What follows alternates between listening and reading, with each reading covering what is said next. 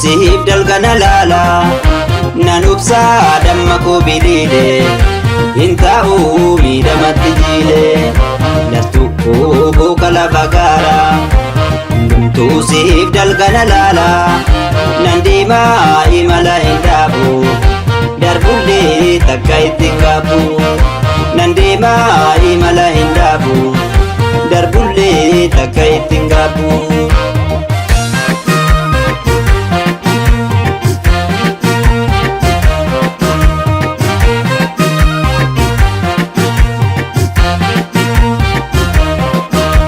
Akeekni kee fagoo kanaaf sitti yaadu isa galeef malee hundi sin barbaadu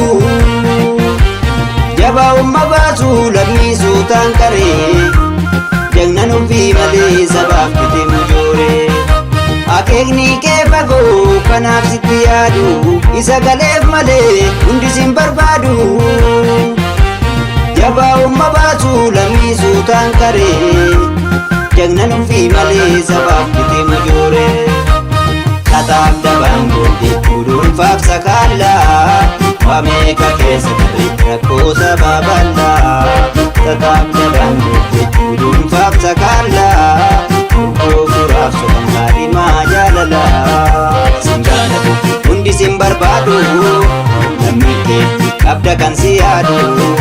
Sin jaalatu marti sin barbaadu lammii kee qabda kan si yaadu.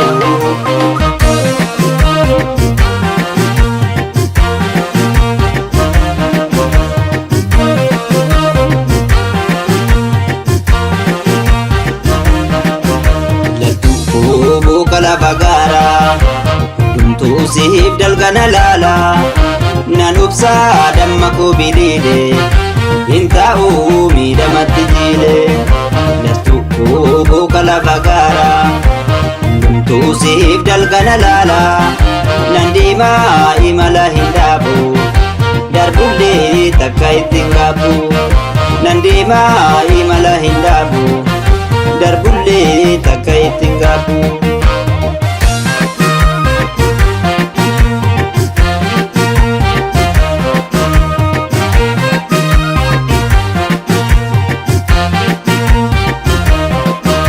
Gurraacha ummaraatu gurree amartii qubaa waa mara dandeesse yeroo humna kee gubaa diinatti addooftee sabaaf taatee damma mirgaaf milkiin galtee yeroo geesse amma. Gurraacha ummaraatu gurree amartii qubaa waa mara dandeesse yeroo humna kee gubaa diinatti addooftee sabaaf taatee damma mirgaaf milkiin galtee yeroo geesse amma. Ibsaa soban mootii ifaa maraa bu'uura namummaa yaa argama jaalalaa. Ibsaa soban mootii ifaa maraa bu'uura namummaa yaa argama jaalalaa. Sin jaalatu hundi sin barbaadu lammii kee qabda kan si yaadu. Sin jaalatu marti sin barbaadu lammii kee qabda kan si yaadu. Sin jaalatu hundi sin barbaadu lammii kee qabda kan si yaadu. Sin jaalatu marti sin barbaadu lammii kee qabda kan si yaadu.